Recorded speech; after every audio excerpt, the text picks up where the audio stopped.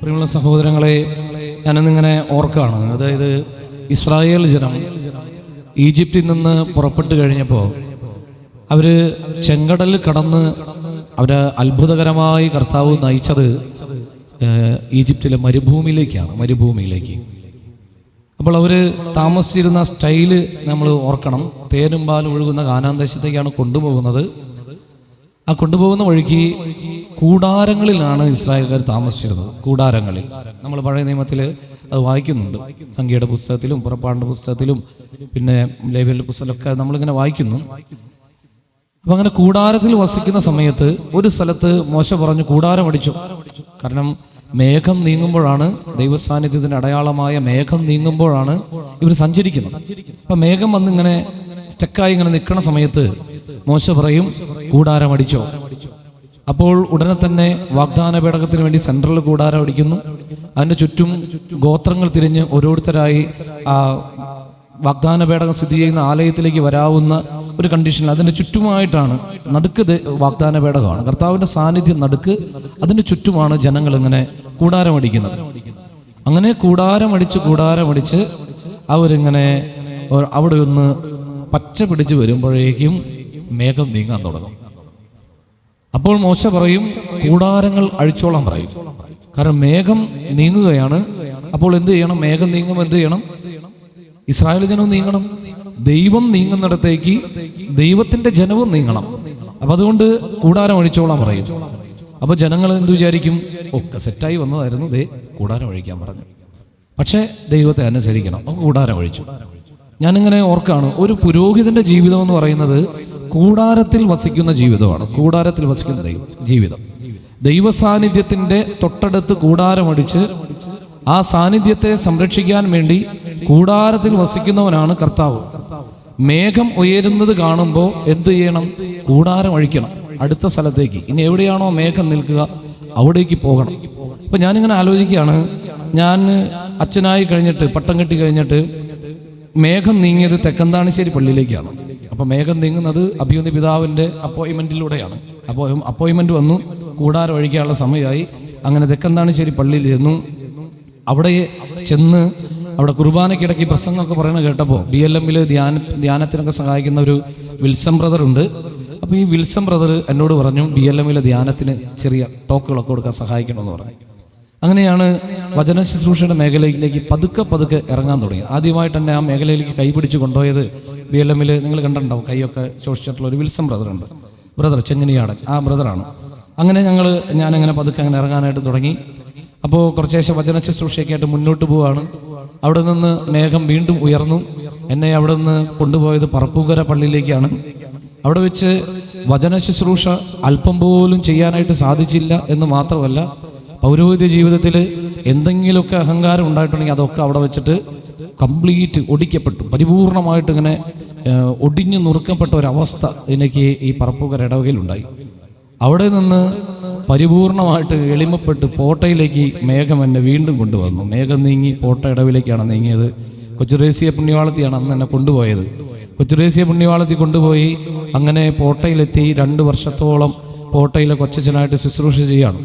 ഈ കാലഘട്ടത്തിലാണ് സഹിയോനിൽ പോവാനും ധ്യാനം കൂടാനും കൂടുതൽ വചനത്തെ അടുത്തെറിയാനും കൂടുതൽ ശക്തിയോടുകൂടെ പോട്ട ആശ്രമത്തിലൊക്കെ ഒന്ന് വചനപ്രഘോഷണം നടത്താൻ, അങ്ങനെ പല സ്ഥലങ്ങളിലായിട്ട് കൊച്ചു വചനപ്രഘോഷങ്ങളൊക്കെ നടത്താനായിട്ട് കർത്താവ് അനുവദിക്കുന്നത്. അവിടെ നിന്ന് മേഘം ഉയർന്നു, അവിടെ നിന്ന് പോരണം. അവിടെ നിന്ന് മേഘം ഉയർന്നപ്പോൾ എന്നെ കൊണ്ടുപോകാനായിട്ട് വന്നത് ഔസേ പിതാവും മാതാവും കൂടിയാണ്. അങ്ങനെ സെന്റ് ജോസഫ് മാരാങ്കോട് പള്ളിയിലേക്കും സെന്റ് മേരീസ് തെക്കേ മാരാങ്കോട് പള്ളിയിലേക്ക് 2 പള്ളികളുടെ വികാരിയച്ഛനായിട്ടാണ് ആദ്യമായിട്ട് തന്നെ അഭിമന്യ ജെയിംസ് പിതാവ് നിയമിച്ചത്. അങ്ങനെ ഞാൻ ഔസേ പിതാവിനെയും മാതാവിനെയും കൈയൊക്കെ പിടിച്ച് അങ്ങനെ ഈ മാരാങ്കോട് എത്തി. മാരാങ്കോട് വെള്ളിയാഴ്ച ദിവസങ്ങളിൽ ശുശ്രൂഷകൾ ആരംഭിച്ചു. അനേകം പേര് പല സ്ഥലങ്ങളിൽ നിന്നായി ഇതുപോലെ ഇങ്ങനെ ആ ശുശ്രൂഷയ്ക്ക് വരാനായിട്ട് തുടങ്ങി. അങ്ങനെ ഒന്ന് നന്നായിട്ട് സ്റ്റഡിയായിട്ട് ഇങ്ങനെ വരണ സമയത്ത് മാരാങ്കോട് നിന്ന് മേഘം പെട്ടെന്ന് ഉയർന്നു. അടുത്ത സ്ഥലത്തേക്ക് പോകണം. കൊണ്ടുപോയത് അന്തോണീസ് പുണ്യാളനാണ്. അങ്ങനെ അന്തോണീസ് പുണ്യാളിന്റെ പുറകെ കൂടെ ഞാൻ പോയി. മേഘം ചെന്ന് നിന്നത് കോട്ടാറ്റ് ഇടവക പള്ളിയിലാണ്. അപ്പൊ അങ്ങനെ അവിടെ കൂടാരം അടിച്ചു. ആ കൂടാരത്തിൽ താമസം മാറ്റി. അവിടെ നല്ലൊരു പ്രാർത്ഥനാ ഗ്രൂപ്പുകാരെ കിട്ടി. പുലർച്ചയ്ക്ക് എഴുന്നേറ്റ് വന്ന് പ്രഭാത പ്രാർത്ഥന ചൊല്ലാനും ആരാധന നയിക്കാനും എല്ലാ മാസാദി രണ്ടാം ശനിയാഴ്ചകളുടെ തലേദിവസമുള്ള വെള്ളിയാഴ്ചകളിൽ നൈറ്റ് വിജിൽ നേരം വെളുക്കുന്നത് വരെ പ്രാർത്ഥനയും ആരാധനയൊക്കെ നടത്താനും തക്ക വിധത്തിലുള്ള നല്ലൊരു ശക്തമായിട്ടുള്ളൊരു പ്രാർത്ഥനാ ഗ്രൂപ്പുള്ള സ്ഥലമായിരുന്നു. അങ്ങനെ അവിടെ ശക്തമായിട്ട് ധ്യാന ശുശ്രൂഷകളും നൈറ്റ് വിജിലുകളും അങ്ങനെയൊക്കെ നടത്തി ശക്തി പ്രാപിച്ചിരിക്കുമ്പോൾ മേഘം ഉയർന്നു. അത് കാണാൻ പറ്റാത്ത സ്ഥലത്തേക്ക് അകലങ്ങളിലേക്ക് പോയി. അപ്പോൾ ഞാൻ നോക്കിയപ്പോൾ മേത്ത് മുഴുവനും അമ്പ് തറച്ചിട്ടുള്ള ആളാണ് കൊണ്ടുപോകാൻ വന്നിരിക്കുന്നത്.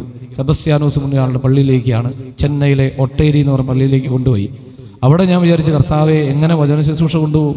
പക്ഷെ ചൊവ്വാഴ്ച ദിവസങ്ങളിൽ അന്തോണീസ് പുണ്യാളുടെ നൊവേനയും വചന ശുശ്രൂഷയും കൂടി ഞാൻ ആരംഭിച്ചു. തുടക്കത്തിൽ 3-4 പേരൊക്കെ ഉണ്ടായുള്ളൂ. പക്ഷേ ദിവസം കഴിയും തോറും ആൾക്കാർ കൂടി വന്നു. അവസാനം തമിഴ് കമ്മ്യൂണിറ്റിയിലുള്ളവർ പോലും നമ്മൾ ഈ ശുശ്രൂഷയ്ക്കായിട്ട് വരാനായിട്ട് തുടങ്ങി. അപ്പോൾ തോമാസ് ലീഗ കുന്തം കൊണ്ട് വന്നേക്കാണ്. അഴിച്ചോ കൂടാരം, തോമാസ് ലീഗയുടെ പുറകെ ചെല്ലാൻ പറഞ്ഞു. അങ്ങനെ മേഘം അങ്ങനെ തോമാസ് ലീഗ കുത്തുകൊണ്ട് വീണ ചിന്നമലയിലേക്ക്, ചിന്നമല പെരിയ മലയും കൂടി ഒരുമിച്ച് നമുക്ക് ലിറ്റിൽ മൗണ്ട് എന്ന് പറയുന്ന ഒറ്റ ഇടവകയാണ്, അവിടേക്ക് കൊണ്ടുപോയി. അവിടെ തോമാസ് ലീഗയുടെ കൂടെ ഇരുത്തി. അവിടെ എനിക്ക് പള്ളിപണിയായിരുന്നു, വചനപ്രഘോഷണം അധികമൊന്നും ചെയ്യാനായിട്ട് സാധിച്ചില്ല. അവിടെ വിശുദ്ധ കുർബാന ചൊല്ലാൻ സ്വന്തമായിട്ടുള്ള ഒരു സെറ്റപ്പൊക്കെ ആക്കിയപ്പോഴേക്കും അവിടെ നിന്ന് ഈ നമ്മുടെ അന്തോണീസ് പുണ്യാളൻ വീണ്ടും വന്നേക്കാണ് ഉണ്ണീശോയെയും കൊണ്ട്. നീ ഇങ്ങോട്ട് പോരേന്ന് പറഞ്ഞു.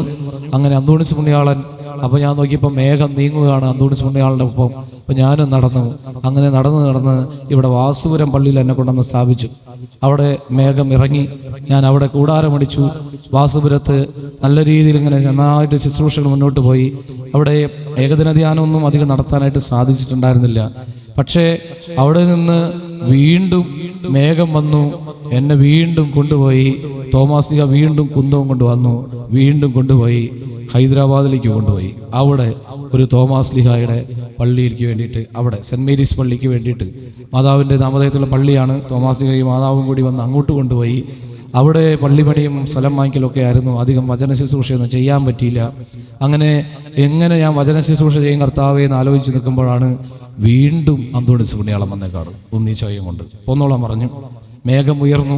ഞാൻ അവിടെ നിന്ന് പുറപ്പെട്ടു. ചായപ്പൻകുഴിയിൽ എന്നെ കൊണ്ട് സ്ഥാപിച്ചു. അവിടെ നിന്ന് തുടങ്ങിയിട്ട് ശക്തമാകാൻ തുടങ്ങി. അവിടെ ചൊവ്വാഴ്ച ശുശ്രൂഷ നമ്മുടെ ആൻഡോ പാണാണച്ചൻ അത് തുടങ്ങി വെച്ചിട്ടുണ്ടായിരുന്നു. ഓരോ ചൊവ്വാഴ്ചയും അന്തോണീസ് പുണ്യാളന്റെ നൊവേനയും അതിശക്തമായ വചന ശുശ്രൂഷയും. അവിടെ നിന്ന് എനിക്ക് പ്രാർത്ഥനയ്ക്കായി സ്ഥിരമായിട്ടൊരു കൂട്ട് തന്നു. ആ കൂട്ടാണ് ഇവിടെ ഫ്രണ്ടിൽ ഇരിക്കുന്നത്. ജോജുവേട്ടൻ ഇവിടെ ഇരിക്കുന്നുണ്ട്, മനുഷ്യൻ അവിടെ നിന്ന് കിട്ടിയതാണ്.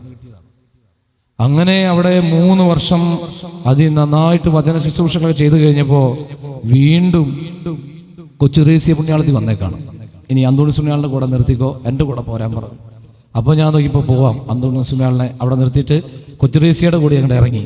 കൊച്ചുറേസ്യ പുണ്യാളത്തിൽ എന്നെ കൊണ്ടുപോയത് കുമ്പിടി എന്ന് പറയുന്ന സ്ഥലത്തേക്കാണ്. നമ്മുടെ കൊരട്ടിപ്പള്ളിയുടെ അപ്പുറത്തുള്ള ഒരു ഇടവകയാണ് കുമ്പിടി. അവിടെ ചെന്ന് വചന ശുശ്രൂഷ തുടങ്ങാൻ തുടങ്ങിയപ്പോൾ എനിക്ക് അവിടെ ഉച്ചത്തിലുള്ള അധികം പ്രാർത്ഥനകളും കാര്യങ്ങളും ചെയ്യാൻ പറ്റുന്നു. നല്ലൊരു പ്രാർത്ഥനാ ഗ്രൂപ്പുണ്ട്, നല്ല സപ്പോർട്ട് തരുന്നവരുണ്ട്. പക്ഷേ തൊട്ടടുത്ത് അപ്രതീക്ഷിതമായി മകൻ മരിച്ചതിൻ്റെ ഒരു പ്രത്യേക സാഹചര്യം, മരണമടഞ്ഞതിൻ്റെ ഒരു ഓർമ്മ ഉള്ള ഒരു അപ്പച്ചൻ തൊട്ടപ്പുറത്തുള്ളത് കൊണ്ട് നമ്മുടെ പ്രാർത്ഥനയുടെയൊക്കെ ശബ്ദങ്ങൾ കേൾക്കുമ്പോൾ അദ്ദേഹത്തിന് അങ്ങനെ ഇറിറ്റേഷൻ വരുന്ന ഒരു അസ്വസ്ഥത വരുന്ന അവസ്ഥയുള്ളത് കൊണ്ട് ഞാൻ അങ്ങനെ അവിടെ ശുശ്രൂഷ തുടങ്ങിയില്ല. ശാന്തമായ പ്രാർത്ഥനയും കാര്യങ്ങളൊക്കെ ആയിട്ട് അങ്ങനെ മുന്നോട്ട് പോവാണ്. അപ്പം അങ്ങനെ ശാന്തമായി ഇരിക്കണ കണ്ടപ്പോൾ തോമാസ് ലീഗയും അന്തോണീസ് പുണ്യാളും കൂടി ഒരുമിച്ച് ഒരു വരവങ്ങ് വന്നു. കൊണ്ട് പറഞ്ഞു, ഇങ്ങനെ നിന്നാൽ പറ്റില്ല, വേഗം വായൊന്നു പറഞ്ഞു. കുന്തം കാട്ടി പേടിപ്പിച്ച് ഉണ്ണീശോയെയും കാട്ടി കൊതിപ്പിച്ച് എന്നെ അവിടെ നിന്ന് കനകമലയിലേക്ക് കൊണ്ടുപോന്നു. അങ്ങനെ തോമാസ് ലീഗയും അന്തോണീസ് പുണ്യാളും കൂടി മേഘത്തെ പറത്തി അങ്ങനെ ആ കനകമലയിൽ കൊണ്ടുവന്ന് സ്ഥാപിച്ചു. പിന്നെ ശക്തമായിട്ടുള്ള ശുശ്രൂഷകളായിരുന്നു മലമുകളിലെ ശുശ്രൂഷകൾ. മലമുകളിലെ ശുശ്രൂഷകൾ അതിശക്തമായിരുന്നു. ഒരുപാട് അനുഭവങ്ങൾ കിട്ടിത്തുടങ്ങിയത് ഈ മലമുകളിലെ ശുശ്രൂഷയിൽ നിന്നാണ്. അവിടെയും തടവില്ലാതെ നമ്മുടെ സഹോദരൻ ആദ്യം വന്നില്ല, പിന്നെ കുന്തം കാട്ടി പേടിപ്പിച്ച് തോമാസ് ലീഗ ഇദ്ദേഹത്തെ അവിടേക്ക് എത്തിച്ചു. ഇപ്പോൾ മുടങ്ങുന്നില്ലല്ലോ, എല്ലാ വെള്ളിയാഴ്ച എല്ലാ വെള്ളിയാഴ്ചയും പോകുന്നുണ്ട്. അവിടുത്തെ കനകമലയിലെ കുറച്ച് പേരൊക്കെ ഇവിടെ ഇരിക്കുന്നുണ്ട്. പ്രിയപ്പെട്ട സഹോദരങ്ങളെ, അവിടുത്തെ ശുശ്രൂഷ അതിശക്തമായിരുന്നു. അങ്ങനെ ശുശ്രൂഷ ചെയ്തുകൊണ്ടിരിക്കുന്നതിനിടയ്ക്ക് അമ്പുകളൊക്കെ ചെയ്ത ഒരാൾ വന്നേക്കാണും, എൻ്റെ അടുത്തേക്കൊന്ന് വരാമോ? അപ്പം ഞാൻ പറഞ്ഞു പോരാം. അങ്ങനെ എന്നെ ഇവിടേക്ക് എത്തിച്ചു, ഇവിടെ കൊണ്ടുവന്നു. പുള്ളിക്കാരൻ ഇങ്ങനെ അമ്പൊക്കെ തറച്ച് ചുമ്മാ ഇങ്ങനെ സുഖമായിട്ട് അവിടെ നിന്നാച്ചാൽ മതി. നമ്മൾ ഇങ്ങനെ ദൈവ ശുശ്രൂഷ ചെയ്യാം, സപ്പോർട്ട് ചെയ്യണം, ബാക്ക് സപ്പോർട്ട്. എന്നെ കൊണ്ട് ഇനി സാധിക്കില്ല, എന്നെ കൊന്നു കളഞ്ഞില്ലേ. അതുകൊണ്ട് എൻ്റെ പകരം നീ അവിടെ അങ്ങ് ശുശ്രൂഷ ചെയ്തോളാൻ പറഞ്ഞു. 1 കൊല്ലത്തോളം ഞാൻ പ്രാർത്ഥിച്ചു ഈ വചന ശുശ്രൂഷ തുടങ്ങാൻ വേണ്ടി. പിന്നെ ഇവിടെയുള്ള ശക്തമായ പ്രാർത്ഥന ഗ്രൂപ്പ് ആയതുകൊണ്ട് വത്സേജിയോട് ആഗ്രഹം പറഞ്ഞു. വത്സേജി ശക്തമായിട്ട് തന്നെ സപ്പോർട്ട് ചെയ്തു. അപ്പോഴാണ് മറ്റൊരു കൂട്ട് കിട്ടിയത്. അത് നമ്മുടെ വലിയ ശരീരവും വലിയ ഹൃദയമൊക്കെ ഉള്ള ജോസേട്ടനാണ്. അതിശക്തമായിട്ടുള്ള സ്വരവും അതിശക്തമായിട്ടുള്ള സപ്പോർട്ടും ശുശ്രൂഷയൊക്കെ. അങ്ങനെ ഇവിടെ ഇങ്ങനെ ശുശ്രൂഷ ചെയ്ത് വരുമ്പോൾ ഒരു പാവപ്പെട്ട കന്യാസ്ത്രീ വന്നിട്ട് പറയാണ്, കുറച്ച് നാള് എൻ്റെ അടുത്തേക്ക് വരാമോ? അപ്പൊ ഞാൻ ഈ കന്യാസ്ത്രീയെ നോക്കിയപ്പോൾ എനിക്ക് തോന്നി ഞാനും ഈ കന്യാസ്ത്രീ ഏതാണ്ട് ഒരുപോലെയാണെന്ന്. സഹനത്തിൻ്റെ ദാസിയായ അൽഫോൺസമ്മ, ഞാനും ഏകദേശം അതേ പരുവത്തിലാണ് ഇപ്പം മുന്നോട്ട് പോയിക്കൊണ്ടിരിക്കുന്നത്. അപ്പം ഞാൻ പറഞ്ഞു, എന്തായാലും സിസ്റ്ററെ, നമ്മൾ ഒരു വഞ്ചിയിൽ പോകുന്നവരായതുകൊണ്ട് ഞാനും കൂടെ പോരാം. അങ്ങനെ വല്ലക്കുന്നിലേക്ക് എന്നെ കൊണ്ടുപോയിക്കൊണ്ടിരിക്കുകയാണ്. മേഘം വ്യാഴാഴ്ച ഉയരും. അവിടെ പോയിട്ട് കൂടാരം പിടിച്ച് അവിടെ ദിവ്യകാരുണ്യ ശുശ്രൂഷ ചെയ്യാൻ വേണ്ടിയിട്ട് പോവുകയാണ്.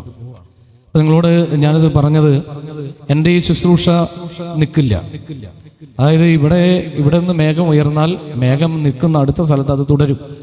അപ്പോൾ ഇന്ന് ഇവിടെ ഈ ശുശ്രൂഷ നിന്നു പോവുകയാണല്ലോ എന്ന് കരുതി ആരും വിഷമിക്കൊന്നും വേണ്ട. വെള്ളിക്കുളങ്ങരയിൽ നിന്നൊക്കെ വരുന്നവർ ഇവിടെ ഇറങ്ങരുത്, നേരെ വല്ലക്കുന്നിലേക്ക് പോന്നാൽ മതി. ബസ് കാശ് കൂട്ടി കൊടുത്തോളൂ, എന്നാലും അവിടേക്ക് എത്തിക്കുള്ളൂ. കൊടുങ്ങക്കാരൊക്കെ കുറച്ചുകൂടെ നല്ല സാരിയും കുറച്ചുകൂടി നല്ല ഡ്രസ്സൊക്കെ ഇട്ട് ബസ്സിൽ കയറുക, നേരെ വല്ലക്കുന്നിൽ വന്ന് ഇറങ്ങുക. അവിടെ അൽഫോൺസമ്മയും ഞാനും കൂടെ ദിവ്യകാരുണ്യ ഈശോയെയും കൊണ്ട് ഉണ്ടാവും. അടുത്ത തിങ്കളാഴ്ച തുടങ്ങി തന്നെ ഒരു തിങ്കളാഴ്ചയും മുടക്കുന്നില്ല. അടുത്ത തിങ്കളാഴ്ച അവിടെ എന്തെങ്കിലും വേറെ എന്തെങ്കിലും പ്രോഗ്രാം ഉണ്ടോ എന്ന് അറിഞ്ഞുകൂടാ. എന്തായാലും ആരാധനയും പ്രാർത്ഥനയും കുർബാനയും അവിടെ ഉണ്ടാകും. അപ്പം തുടക്കമായതുകൊണ്ട് ചിലപ്പോൾ അവിടെയുള്ള ആൾക്കാർക്ക് അത് മനസ്സിലാകാത്തത് കൊണ്ട് ചിലപ്പോൾ ആളൊന്നും ഉണ്ടായിന്ന് വരില്ല. എന്തായാലും ജോസേട്ടൻ വരാമെന്ന് പറഞ്ഞിട്ടുണ്ട്. അലീനയും ജെറീനും കാശ് കൊടുക്കാനായിട്ട് എൻ്റെ കയ്യിൽ ഉണ്ടാവില്ലെന്ന് ഞാൻ പറഞ്ഞിട്ടുണ്ട്. എന്നാലും അവർ വന്ന് പാട്ടുപാടി സഹായിക്കാൻ വരാമെന്ന് പറഞ്ഞിട്ടുണ്ട്. ഇനി ഇവിടെ നിന്ന് നിങ്ങൾ ആരെങ്കിലും വരുമോയെന്ന് എനിക്ക് അറിഞ്ഞുകൂടാ. വത്സേച്ചിനെയൊക്കെ ഒന്ന് ക്ഷണിച്ചു നോക്കണം, വരുമോയെന്നറിയില്ല. അപ്പോൾ നിങ്ങൾ ആരെങ്കിലുമൊക്കെ വരികയാണെങ്കിൽ നിങ്ങൾ 3-4 പേരൊക്കെ ഉണ്ടാകാനേ സാധ്യതയുള്ളൂ. എന്നാലും ദിവ്യകാരുണ്യ ഈശോയുടെ ആരാധനയും വചനപ്രഘോഷണമൊക്കെ അങ്ങനെ നടത്തും. അപ്പോൾ 5 പേരുള്ള പാച്ച് അങ്ങനെ വചനപ്രഘോഷണം നടത്തോ?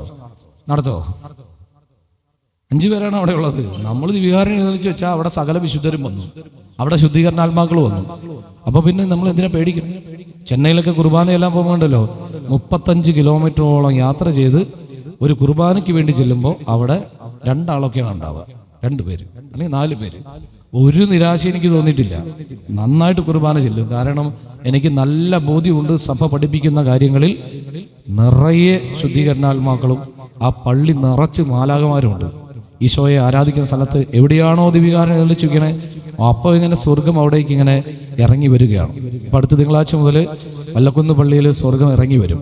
ഞാൻ ആലോചിക്കുകയാണ്, മലമുകളിൽ ആ ശുശ്രൂഷ തുടങ്ങുന്ന സമയത്തുള്ള കനകമലയുടെ അവസ്ഥയും ആ ശുശ്രൂഷ തുടങ്ങി ഞാൻ പോരുമ്പോഴുള്ള കനകമല ഇടവകയുടെയും മലമുകളിൻ്റെയും അവസ്ഥയും തമ്മിൽ എങ്ങനെ കുതിര വ്യത്യാസമുണ്ട് അല്ലേ? അത്രയും പുരോഗതി അങ്ങ് വന്നു എന്നുള്ള, അത്രയും പുരോഗതി എങ്ങനെ വന്നു എന്ന് എനിക്ക് പോലും അത്ഭുതമാണ്. ഓരോ എന്താ പറയുക, നമ്മുടെ നോമ്പുകാലം ഉണ്ടാകുമ്പോഴും എല്ലാവർക്കും വരുന്നവർക്കൊക്കെ കഞ്ഞി കൊടുക്കണം. എൻ്റെ കർത്താവ് ഇത് എങ്ങനെ സംഘടിപ്പിക്കും? എനിക്ക് തോന്നുന്നു ഞാൻ അവിടെ ഉണ്ടായ 2 വർഷവും 32 ലക്ഷത്തോളം രൂപ അവിടെ എല്ലാ കാര്യങ്ങൾക്കും വേണ്ടിയിട്ട് ചെലവഴിച്ച് ബാക്കി വന്നിട്ടുണ്ട്. പള്ളിയുടെ പണികളൊക്കെ കഴിച്ച്, ചുറ്റുപാടുള്ള പണികളൊക്കെ കഴിച്ച് എല്ലാം. ഇതെങ്ങനെ അത്ഭുതകരമായി കർത്താവ് ഇങ്ങനെ പരിപാലിക്കുകയാണ്. ഞാൻ ഈ ശുശ്രൂഷ ഇവിടെ തുടങ്ങുമ്പോൾ ഈ പള്ളിയുടെ അവസ്ഥ എന്തായിരുന്നു കൊടുങ്ങക്കാർക്ക് നന്നായിട്ട് അറിയാം. ഇപ്പോൾ ഈ പള്ളിയുടെ അവസ്ഥ എന്താണ്? രാജകീയമായിട്ടുള്ള ഒരു പള്ളിയും പരിസരമായിട്ട് ഇതിനെ മാറ്റി ദിവ്യകാരുണ്യ ഈശോയെ ആരാധിക്കുന്ന സ്ഥലങ്ങൾ മുഴുവനും അങ്ങനെ അനുഗ്രഹിക്കപ്പെടാണ്. നിങ്ങൾ ധ്യാന കേന്ദ്രങ്ങൾ ശ്രദ്ധിച്ചിട്ടുണ്ടോ? കുഞ്ഞി ധ്യാന കേന്ദ്രം കണ്ട് വചനപ്രഘോഷങ്ങളായിട്ട് തുടങ്ങും, എന്നിട്ടോ വളർന്ന് വലുതാകാണ്. എന്തുകൊണ്ടാണ്? വചനം സ്വാർത്ഥതയില്ലാതെ ലാഭേച്ഛയില്ലാതെ ആ വചനം പ്രഘോഷിക്കാൻ തുടങ്ങുന്ന എല്ലാ സ്ഥലവും വളരും. ഇനി വചനത്തിലൂടെ കാശുണ്ടാക്കാൻ നോക്കിയാലോ, പൊളിഞ്ഞ് പാളിച്ചെടുക്കും, കുത്തുപാളയെടുക്കും. അപ്പൊ വചനത്തെ നിസ്വാർത്ഥമായി നിഷ്കളങ്കതയോടുകൂടെ വചനം എവിടെ പ്രഘോഷിക്കപ്പെടുന്നുണ്ടോ അവിടെ വളരും. തുടർന്ന് ഞാൻ ഇങ്ങനെ വചനം പ്രഘോഷിക്കാൻ പോവാണ്. വല്ലക്കുന്ന് പള്ളിയിലാണ്. അവിടെ വളരണ്ടേ? അൽഫോൺസമ്മയുടെ തീർത്ഥാടന കേന്ദ്രമാണ്. അവിടെ എന്നെ കൊണ്ട് പറ്റാവുന്ന വിധത്തിൽ കർത്താവും അൽഫോൺസാമ്മയും കൂടി ഒപ്പം നിൽക്കുന്നുള്ള കാര്യം ഉറപ്പാണ്. എന്നെ കൊണ്ട് കാലൊന്നും വയ്യെങ്കിലും നിങ്ങൾക്കറിയാമല്ലേ, ഞാൻ എന്തോരം വയ്യാണ്ടായാലും അടങ്ങി ഒതുങ്ങിയിരിക്കില്ല എന്നുള്ള കാര്യം നിങ്ങൾക്ക് അറിയാമല്ലോ. അപ്പോൾ അവിടെ എന്നെ കൊണ്ട് പറ്റാവുന്ന വിധത്തിൽ ദിവികാരനും എഴുന്നേൽച്ച് വെച്ച് പ്രാർത്ഥിക്കുക എന്നുള്ളതാണ്. ബാക്കിയൊക്കെ കർത്താവ് നോക്കിക്കോളൂ, നമ്മൾ നിന്ന് കൊടുത്താൽ മതി, ബാക്കിയെല്ലാം ഈശോ നോക്കിക്കോളൂ. ഞാൻ ഒരിക്കൽ ഇവിടെ ഞാൻ ആദ്യത്തെ സ്നേഹവീട് പണിത അനുഭവം പലപ്പോഴും പങ്കുവയ്ക്കാറുണ്ട്, നിങ്ങളോട് പറഞ്ഞിട്ടില്ലേ? അതായത് ഞാനിങ്ങനെ വീട് സന്ദർശനത്തിന് പോയതാണ് ഇവിടെ വന്ന സമയത്ത്. അങ്ങനെ വീട് സന്ദർശനത്തിന് പോയപ്പോഴാണ് ആ കുട്ടികളിങ്ങനെ ചൂടടിച്ചിട്ട് ഇങ്ങനെ മേൽക്കൂരയൊക്കെ താഴ്ന്നു നിൽക്കുന്നു. ഞാനന്ന് ചെല്ലുന്ന സമയത്ത് 4 പിള്ളേർ ആ ടേബിളിൻ്റെ അടിയിലാണ്, ഈ ഒരു ഡൈനിങ് ടേബിൾ എടുക്കണം, അതിൻ്റെ അടിയിൽ ചൂടടിച്ചിട്ട് എനിക്ക് നിൽക്കാൻ പറ്റുന്നില്ല അതിൻ്റെ ഉള്ളിൽ. അപ്പം ഞാനിങ്ങനെ പിള്ളേരോട് പറഞ്ഞു, വൈകുന്നേരം അപ്പം വരുമ്പോൾ അച്ഛനെ കാണാൻ പറയാൻ പറഞ്ഞു. വന്ന വഴിക്ക് ഞാൻ ആ സഹോദരനോട് പറഞ്ഞു, ചേട്ടാ വീട് പൊളിച്ചോളാൻ പറഞ്ഞു. വീട് പൊളിച്ചോ, വാടകയ്ക്ക് വീട് അപ്പുറത്തുണ്ട്, മാറിക്കോ, വീട് പൊളിച്ചോ, നമുക്ക് വീട് പണിയാം. അത് പണിയാമെന്ന് പറയാനുള്ള കാരണം എന്താണെന്ന് അറിയാമോ? അങ്ങനൊരു വീട് ഈ ഇടവകയിൽ ഉണ്ടായാൽ കർത്താവ് എന്നെ സ്വർഗത്തിൽ കയറ്റുമോ? കാരണം നമ്മൾ എപ്പോഴാണ് മരിക്കാന്ന് അറിഞ്ഞുകൂടാ. അങ്ങനെ ഒരു വീട് ഞാൻ കണ്ടിട്ട് പോന്നിട്ട് അത് ശരിയാക്കി കൊടുക്കാണ്ട് പോയി കഴിഞ്ഞാൽ കർത്താവ് എന്നെ സ്വർഗത്തിൽ കയറ്റില്ല, എനിക്ക് ഉറപ്പാത്. അതുകൊണ്ട് ഞാൻ വീട് പൊളിച്ചോളാൻ പറഞ്ഞു. ഈ ചേട്ടനെ നിങ്ങൾക്ക് എല്ലാവർക്കും അറിയാം ഞാൻ ഈ പറയും ആരാണെന്ന്. നിഷ്കളങ്കനാണ്, പറയുന്ന കാര്യം അതുപോലെ ചെയ്യും. ഞാനൊരു ദിവസം നോക്കി കഴിയുമ്പോൾ വീട് അദ്ദേഹം തന്നെ അടിച്ചു പൊളിച്ചുകൊണ്ടിരിക്കുക. അപ്പം ഞാൻ വേഗം വന്നിട്ട് എൻ്റെ ഒരു ചെപ്പുണ്ട് പൈസ സൂക്ഷിക്കുന്നിടത്ത്. ആ ചെപ്പിൻ്റെ പ്രത്യേകത, എവിടെയെങ്കിലൊക്കെ ധ്യാന പ്രസംഗങ്ങൾക്ക് പോകുമ്പോൾ ടീയ തരും, കുർബാനയ്ക്ക് പോകുമ്പോൾ ടീയ തരും, അങ്ങനെ കിട്ടുന്നതൊക്കെ ആ ചെപ്പിലാണ് ഇടുന്നത്. ആ ചെപ്പിലുള്ള പൈസ എന്ത് നന്മയാണോ ആ സമയത്ത് ചെയ്യുന്നത് അതിന് ഉപയോഗിക്കാനുള്ളതാണ്. അപ്പം അങ്ങനെ ഞാൻ വന്നു, വീട് പണിക്ക് വേണ്ടിയിട്ട് ഇദ്ദേഹം വീട് പൊളിച്ചുകൊണ്ടിരിക്കുന്നു. ഞാൻ വന്ന് എൻ്റെ ചെപ്പ് തുറന്ന് നോക്കി, 1500 രൂപയാണ് അതിനകത്തുള്ളത്. 1500 രൂപ. ഞാൻ കർത്താവേ എന്ന് ഇങ്ങനെ ഉള്ളു കാളി നമ്മളൊരു വിളിക്കില്ലേ, ഞാനൊരു വിളിച്ച് എൻ്റെ കർത്താവെ വീടുള്ളത് പൊളിക്കുകയും ചെയ്ത് എൻ്റെ കയ്യിൽ 1500 രൂപയുള്ളൂ. ഞാൻ ഏതായാലും ഈ 1500 രൂപ കയ്യിലെടുത്ത് പിടിച്ച് ആ വീടിൻ്റെ അവിടെ പോയി നിന്നു. അദ്ദേഹം അത് വീട് പൊളിച്ചുകൊണ്ടിരിക്കുക. ഞാൻ കർത്താവിനോട് പറഞ്ഞു, കർത്താവെ 1500 രൂപയാണ് എൻ്റെ കയ്യിലുള്ളത്, വീടാണെങ്കിൽ പൊളിക്കുകയും ചെയ്തു. ഇത് ഭംഗിയാക്കി കെട്ടിക്കൊടുക്കേണ്ട ഒരു ചുമതല നിന്റെയാണ്, എൻ്റെ അല്ല. ഞാൻ പരിശ്രമിക്കാം. ഞാനിങ്ങനെ പറഞ്ഞു. 7 മാസം പൂർത്തിയായി. പിറ്റേ ദിവസം ആ വീട് വെഞ്ചരിച്ചു. ഒരു പഴയ സാധനം പോലും ആ വീടും വെച്ചിട്ടില്ല. ഞാൻ പണിത് ഒരു സാധനം, ഒരു വീടുമേ വെച്ചിട്ടില്ല. അതാണ് ഇവിടെ ആദ്യം പണിത വീട്. ഒരു പഴയ സാധനമില്ല, എല്ലാം ബെസ്റ്റ് ക്വാളിറ്റിയാണ്, എല്ലാം നല്ല ക്വാളിറ്റിയാണ് ചെയ്തിട്ടുള്ളത്. കുഞ്ഞു വീടൊന്നുമല്ല, നല്ല മുകളിലേക്ക് കോണിയൊക്കെ വെച്ച് കോണിമുറിയൊക്കെ സെറ്റ് ചെയ്ത് മനോഹരമായിട്ടുള്ള 800-900 സ്ക്വയർ ഫീറ്റ് ഉള്ള വീടാണ് പണിതത്. ഞാൻ കണക്കുകൂട്ടി നോക്കി, 14.5 ലക്ഷം രൂപയോളം ചിലവായി. കുറച്ച് പൈസ അവർ തന്നെ എടുത്താണ്, ബാക്കി ഞാൻ എടുത്തു. 14.5 ലക്ഷം രൂപയോളം ചിലവായി. അപ്പോൾ ഞാൻ വെഞ്ചിരിപ്പ് കഴിഞ്ഞ് വന്നിട്ട് എൻ്റെ ചെപ്പ് തുറന്നു വീണ്ടും, ഇനി എത്ര കാശുണ്ടെന്ന് അറിയാം. അപ്പോൾ ഉണ്ടല്ലോ ചില്ലറ പൈസകളൊക്കെയാണ്, ഒക്കെ കൂടി എണ്ണി നോക്കിയപ്പോൾ 1500 രൂപ. 1500 രൂപ വെച്ച് ഞാൻ തുടങ്ങി. ഇപ്പോഴും ചെപ്പിൽ എത്രയുണ്ട്? 1500 രൂപ. അപ്പം ഞാൻ അവിടെ ദിവ്യകാരന് വെക്കുന്നിടത്ത് ഈ 1500 രൂപയും പിടിച്ച് നിന്ന് അത്ഭുതത്തോടുകൂടെ എൻ്റെ കർത്താവേ എന്ന് പറഞ്ഞപ്പോൾ കർത്താവ് എനിക്ക് എന്ന് തോന്നിയത് ഇങ്ങനെയാണ്, എന്നെ ഒരു കളിയാക്കുന്നത് പോലൊരു നോട്ടം. എന്താണ് കർത്താവ് കളിയാക്കുന്നത്? അപ്പോൾ ഈശോ പറയാണ്, എൻ്റെ മക്കൾക്ക് വീട് പണിത് കൊടുക്കാൻ എനിക്കറിയാം, എൻ്റെ മക്കൾക്ക് വീട് പണിത് കൊടുക്കാൻ എനിക്കറിയാം. നീ അവിടെ നിന്നേച്ചാൽ മാത്രം മതി.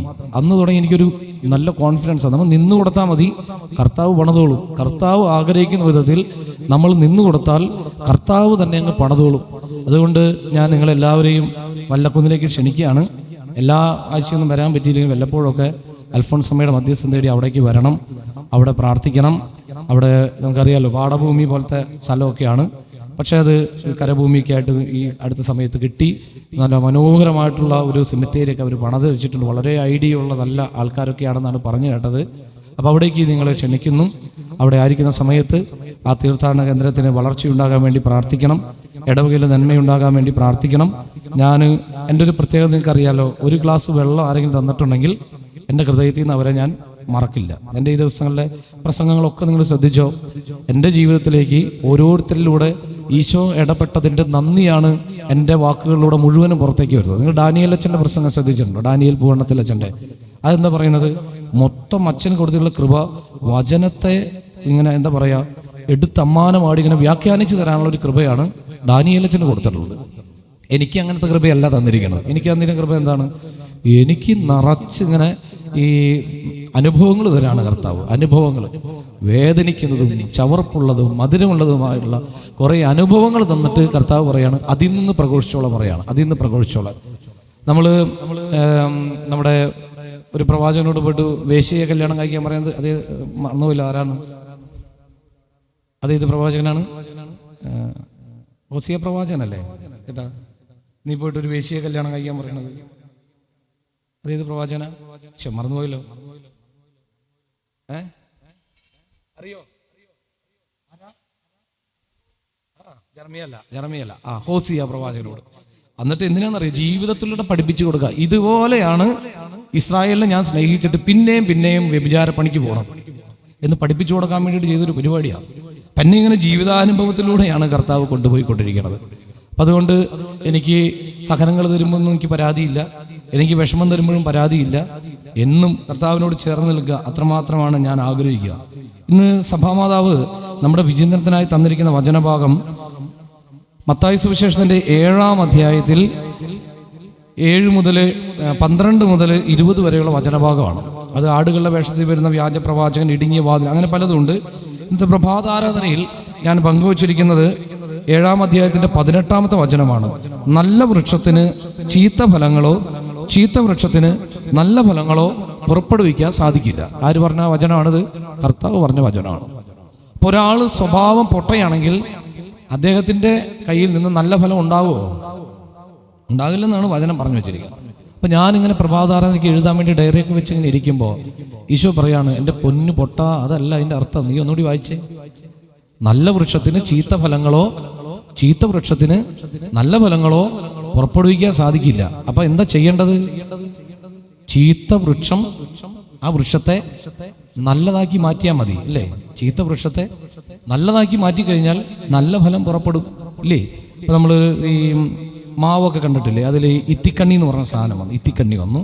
അത് ഇങ്ങനെ നിറഞ്ഞു കഴിയുമ്പോൾ മാങ്ങയൊന്നും ഉണ്ടാകില്ല, ആകെ മുരടിച്ച പോലെയായിട്ട് ഇത് മാറുകയാണ് ഇത്തിക്കണ്ണി പിടിച്ചിട്ട്. അപ്പൊ നമ്മൾ എന്താ ചെയ്യുന്നത്? സാധാരണ ചിലർ ബോധമില്ലാത്തവർ പറയും, അതിൽ നീ മാങ്ങയൊന്നും ഉണ്ടാവില്ല, ആകെ കൊരടിച്ചു പോയി, നിറയെ ഇത്തിക്കണ്ണിയാണ്, വെട്ടിക്കളഞ്ഞാക്കാൻ പറയും. ബോധമുള്ളവർ എന്താ ചെയ്യുക? ആ ഇത്തിക്കണ്ണീനൊക്കെ വെട്ടിക്കളഞ്ഞിട്ട് കൂടുതൽ മോശമായ കമ്പുകളൊക്കെ വെട്ടിക്കളഞ്ഞ് അവിടെ അങ്ങനെ നിർത്തും. മരുന്നൊക്കെ അടിച്ചങ്ങനെ നിർത്തി കഴിയുമ്പോൾ എന്തുണ്ടാവും? പുതിയ തളിർപ്പുകൾ വരും, നന്നായിട്ട് മാങ്ങ ഉണ്ടാവാൻ തുടങ്ങി. അത്രയും നാള് ഉണ്ടാകാൻ പറ്റാതിരുന്ന മാങ്ങ മുഴുവനും അത് ആ കൊല്ലങ്ങ് തരും. ഈ കനകമല പള്ളിയുടെ മുന്നിൽ ഒരു മാവ് നിൽപ്പുണ്ടായിരുന്നു. മാവ്, ആ മാവ് വെട്ടിക്കളയാനായിട്ട് പലരും പറഞ്ഞു. ഞാൻ പറഞ്ഞു, മാവ് വെട്ടാൻ പാടില്ല, അവിടെ നിന്നോട്ടെ എന്ന് പറഞ്ഞു. നിറച്ചിത്തിക്കണ്ണിയാണ് വെച്ചാൽ നിറച്ചിത്തിക്കണ്ണി ഒക്കെ പോയി. ഞാൻ പറഞ്ഞു, ഇത്തിക്കണ്ണി വെട്ടി മാറ്റാം. ഇത്തിക്കണ്ണി വെട്ടി മാറ്റി, അതിന്റെ മോശമായ കൊമ്പുകളൊക്കെ വെട്ടി മാറ്റി. പിന്നത്തെ വർഷം ഉണ്ടല്ലോ, നിറച്ചു മാങ്ങയായിരുന്നു, നിറച്ചു മാങ്ങ. അവർക്കുണ്ടോ കനകമലക്കാർ? ഇപ്പം മാവ് അവിടെ കാണാനില്ല, സമൂലം ഉണങ്ങിപ്പോയി. ഉണങ്ങിപ്പോയതല്ല, അതിനെവിടേക്കോ, അല്ലേ, മേഘം ഉയർന്നു, അതിനെ എവിടേക്കോ ട്രാൻസ്ഫർ ചെയ്തു എന്ന് തോന്നുന്നു, അവിടെ കാണാനില്ല അത്. എന്തായാലും പ്രിയമുള്ളവരെ, നമ്മുടെ ജീവിതത്തിലുണ്ടല്ലോ, നമ്മൾ മോശപ്പെട്ടവരാണെന്ന് നമുക്ക് തന്നെ ഒരു ബോധ്യം വന്നു കഴിഞ്ഞാൽ നമ്മൾ ചെയ്യേണ്ട കാര്യം എന്താണ്? നമ്മൾ ഈ ഇത്തിക്കണ്ണി വെട്ടപ്പെടുന്നത് പോലെ ആ മോശം ഭാഗങ്ങൾ വെട്ടിക്കളയണം, ആ മോശം ഭാഗങ്ങൾ നീക്കാൻ പരിശ്രമിക്കണം. അതിനുവേണ്ടിയാണ് നമ്മൾ ധ്യാനങ്ങൾക്കൊക്കെ പോകുന്നത്. അങ്ങനെ ഈ മോശപ്പെട്ട ഭാഗങ്ങളൊക്കെ നീക്കിയിട്ട് നന്നായിട്ട് മരുന്നടിച്ചു കൊടുത്ത് നന്നായിട്ട് ഒരു വളമൊക്കെ ഇട്ട് കൊടുത്തതാണ്ടല്ലോ, അതിൽ നിന്ന് ബെസ്റ്റ് ഫലങ്ങൾ ഉണ്ടാകും. ഈ ജോസഫ് ഇടയ്ക്ക് പറയാറില്ലേ, കുടിച്ച് നടന്നൊരു കാലഘട്ടം അത്രയും മോശമാണ്. അപ്പൊ ഈ വചനം ഇങ്ങനെ തന്നെയാണ് കർത്താവ് ഉദ്ദേശിച്ചെങ്കിൽ അദ്ദേഹത്തിൽ നിന്ന് ഇന്ന് വചനം പ്രഘോഷിക്കുന്ന ഫലം ഉണ്ടാകാൻ പാടുണ്ടോ? ഉണ്ടോ? ഫലം ഉണ്ടാകാൻ പാടില്ലാത്തല്ലേ? അപ്പൊ അതിന്റെ അർത്ഥം ചീത്ത വൃക്ഷത്തിൽ നിന്ന് നല്ല ഫലം പുറപ്പെടുവിക്കാൻ ആർക്ക് പറ്റും? കർത്താവിന് പറ്റും. അപ്പൊ എന്ത് ചെയ്യണം? നമ്മൾ എന്ത് ചെയ്യണം? നമ്മളൊന്ന് വെട്ടപ്പെടാൻ നിന്നു കൊടുക്കണം. അതിന് മറ്റൊരു ഭാഗം കൂടിയുണ്ട്. ഈ നല്ല വൃക്ഷത്തിൽ നിന്ന് എപ്പോഴും നല്ല ഫലങ്ങൾ തന്നെ ഉണ്ടായിക്കൊണ്ടിരിക്കുവോ? വൃക്ഷം നല്ലതായി സംരക്ഷിക്കപ്പെട്ടില്ലെങ്കിൽ ഫലം മോശമായി പോകും. നന്നായിട്ട് പൂത്തു നിൽക്കുന്ന, നന്നായിട്ട് കായുണ്ടായി നിൽക്കുന്ന മാവ്, അതിന്റെ ചോട്ടിലേക്ക് ഒരാൾ വന്ന് കുറച്ച് ആസിഡ് ഒഴിച്ചു എന്ന് വിചാരിക്കുകയും പിന്നത്തെ ഫലത്തിന്റെ അവസ്ഥ എന്താണ്? മൊത്തം വാടിപ്പോവും. മനസ്സിലായോ? അപ്പൊ അതുകൊണ്ട് നമ്മൾ കർത്താവിൽ ആശ്രയിച്ച് കർത്താവിന്റെ കൂടെ നിൽക്കുന്നുണ്ടെങ്കിൽ നമ്മൾ അഹങ്കരിക്കരുത് എന്ന് പറയാൻ വേണ്ടിയിട്ടാണ് ഈ വചനം ഞാൻ ഇന്ന് ഉപയോഗിക്കുന്നത്. ഈശോയുടെ കൂടെ നന്നായിട്ട് നിൽക്കാൻ പറ്റുന്നുണ്ട്, നന്നായിട്ട് പ്രാർത്ഥിക്കാൻ പറ്റുന്നുണ്ട്, നന്നായിട്ട് വചനപ്രഘോഷം നടത്താൻ പറ്റുന്നുണ്ട്, നന്നായിട്ട് കൗൺസിലിംഗ് ചെയ്യാൻ പറ്റുന്നുണ്ട്, നന്നായിട്ട് മറ്റുള്ളവരെ സഹായിക്കാൻ പറ്റുന്നുണ്ട്. പക്ഷേ അഹങ്കരിക്കരുത്. അഹങ്കരിച്ചാൽ എന്ത് സംഭവിക്കും? അഹങ്കരിച്ചാൽ ആസിഡ് വീഴും. അഹങ്കരിച്ചാൽ കടയ്ക്കൽ ആസിഡ് വീഴും, പൊള്ളിപ്പോവും, സമൂലം ഉണങ്ങിപ്പോവും. അതുകൊണ്ട് പ്രിയപ്പെട്ട സഹോദരങ്ങളെ, വചനം ഒന്നും കൂടെ നമുക്ക് ധ്യാനിക്കാം. നല്ല വൃക്ഷത്തിന് ചീത്ത ഫലങ്ങളോ ചീത്ത വൃക്ഷത്തിന് നല്ല ഫലങ്ങളോ പുറപ്പെടുവിക്കാൻ സാധിക്കില്ല. അടുത്ത വചനം ഇങ്ങനെയാണ്: നല്ല ഫലം കായ്ക്കാത്ത വൃക്ഷങ്ങളെല്ലാം വെട്ടി തീയിലെറിയപ്പെടും, അവരുടെ ഫലങ്ങളിൽ നിന്ന് നിങ്ങൾ അവരെ അറിയും. അതുകൊണ്ട് നല്ല ഫലങ്ങൾ എപ്പോഴും പുറപ്പെടുവിക്കത്തക്ക വിധത്തിൽ എന്തെങ്കിലും കേടൊക്കെ ഉണ്ടെങ്കിൽ പെട്ടെന്ന് തന്നെ കൃഷിക്കാരൻ്റെ അടുത്തേക്ക് ഓടിച്ചെല്ലണം. ഇതേ സംഭവം ഇങ്ങനെ പ്രശ്നമുണ്ട്, എൻ്റെ കർത്താവേ എനിക്കിങ്ങനെ പ്രശ്നമുണ്ട്, വേഗം മാറ്റ്, അല്ലെങ്കിൽ നല്ല ഫലം പുറപ്പെടുവിക്കാൻ പറ്റില്ല കർത്താവേ, നല്ല ഫലം പുറപ്പെടുവിച്ചില്ലെങ്കിൽ നീ എന്നെ വെട്ടിക്കളയും. മാവിൻ്റെ ഇത്തിക്കണ്ണി പിടിച്ച ദ്രവിച്ച കഷ്ണങ്ങളൊക്കെ നമ്മൾ വെട്ടിക്കളയുന്നത് പോലെ അതിന് വെട്ടിക്കളയും. കാരണം നല്ലതിന് ദോഷം ചെയ്യുന്ന കാണും, അത് വെട്ടിക്കളയപ്പെടും. അത് വെട്ടിക്കളയപ്പെടരുത്. വെട്ടപ്പെടണം, പക്ഷെ വെട്ടിക്കളയപ്പെടരുത്. നമുക്ക് പ്രാർത്ഥിക്കാം: എൻ്റെ ഈശോയെ, വെട്ടിക്കളയപ്പെടാത്ത, വെട്ടി ഒരുക്കപ്പെടുന്ന നല്ല വൃക്ഷമായി നല്ല ഫലങ്ങൾ പുറപ്പെടുവിക്കാൻ ഞങ്ങൾക്ക് കൃപ തരണമേ എന്ന് പ്രാർത്ഥിച്ചുകൊണ്ട് ജപമാല കരങ്ങളിലെടുക്കാം. സാധിക്കുന്നവരൊക്കെ മുട്ടുകുത്താം. നമുക്ക് ദിവ്യകാരുണ്യ ജപമാലയിൽ പങ്കുചേർന്ന് പ്രാർത്ഥിക്കാം.